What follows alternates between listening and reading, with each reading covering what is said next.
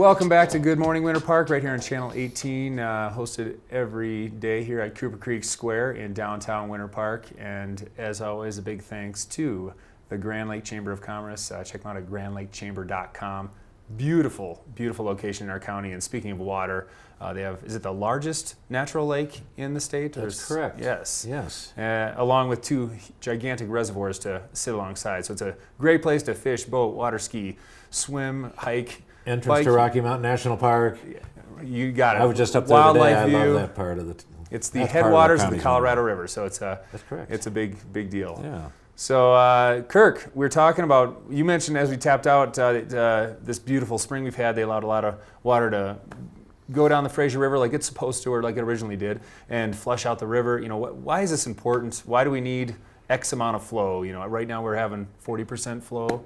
If 60% is going to Denver, is that how that works? Correct. We have 40% of the native water, so that we don't always get a flush every year. On the years below average and even average, Denver can take all their water rights early, and those are our flushing flows. Now, before we get into it, I just saw the Fraser this year. It's a gusher. When it's melting and water's flowing, is that at 100% at that moment? That was 100%. Denver did not take any water. That is, because I was going to say, if that's only 40%, what, you know, are we? I don't want to see 100. Yeah, right. Okay, so so this year in spring, we would see the Fraser was just gushing. And gross reservoir filled with front range snow, and it's a front range reservoir.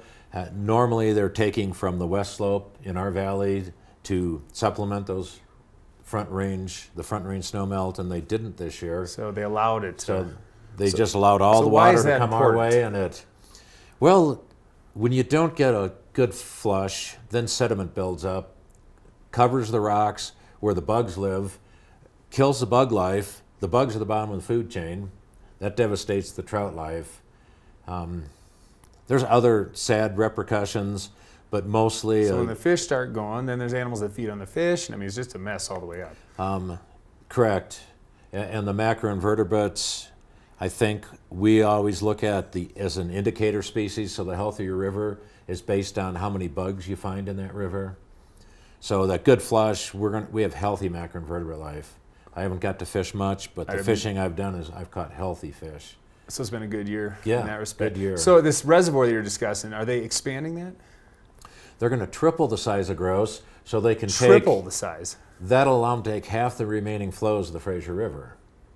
That's what led Trout Unlimited to the conversation over the last 15 years of how are we going to keep the river alive and Denver get their yield. When is this expected to be complete? I mean, that's got to be a massive undertaking. They're close to finishing the permits. 5 years after they get all their permits, they'll start those kind of withdrawals from the Fraser River.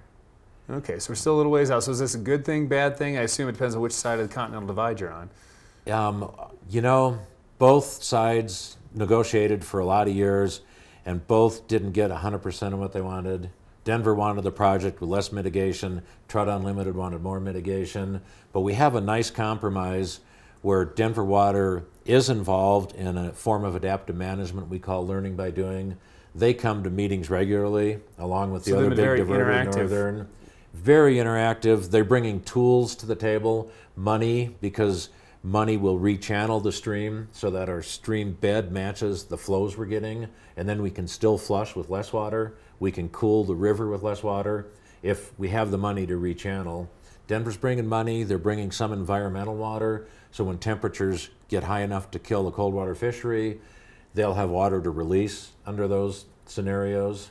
So you said learning by doing. Are we learning on another stream and then enhancing the Fraser River based on that, or are we kind of learning as we go along with seeing what works and what doesn't and then adapting to it? Yeah, learning by doing is basically starts with scientific monitoring.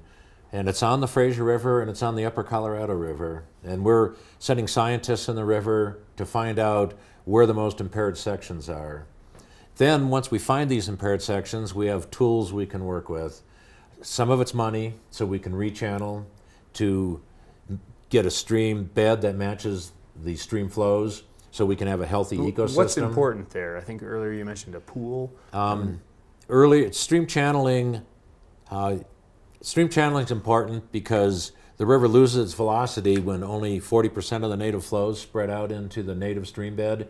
So we can make the river narrower, and we can make it deeper in places. So we create a narrower river that has riffles to put oxygen in the water and create bug habitat. And then we have pools which will cool temperatures and give big holding areas for trout. So the trout should be healthier, the macroinvertebrates should be healthier. The ecosystem then benefits from this matching of the stream size with the stream flows that we get. After the project goes in place, the flows will be even less at certain times of the year. So these projects will be critical, these channeling projects. Absolutely. And now, are the trout that we're talking about, are these all natural, or is there stock? They're pretty much all introduced species. The native species here is cutthroat, and we have them in our high elevations above the Denver Water Board collection points. But down in the valley floor, we have brook trout, rainbow trout, and brown trout, all introduced to this area. Okay.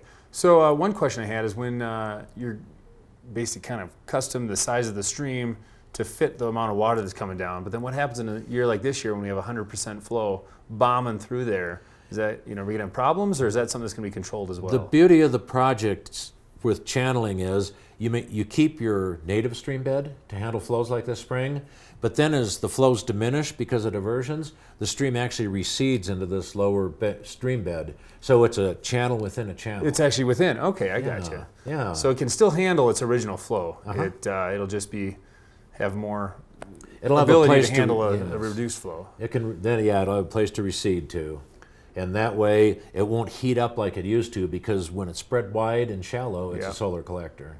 It's like and it doesn't pass sediment, doesn't move sediment, doesn't have the velocity. All stuff that costs money. Another beauty of gross reservoir expansion is they'll be able to take water at times when it's more plentiful, and not take it at times when it's really hurting temperature. So that's one of the benefits, is that a year like this year when we have 100% raging down, correct, they can actually still pull some and so have a place for it. They call it flexibility of operations. And learning by doing sits at these meetings to talk about how Denver operates. We're trying to come up with a plan that Denver can get their full yield without acting like a plumbing system, right, where you just shut it on and off.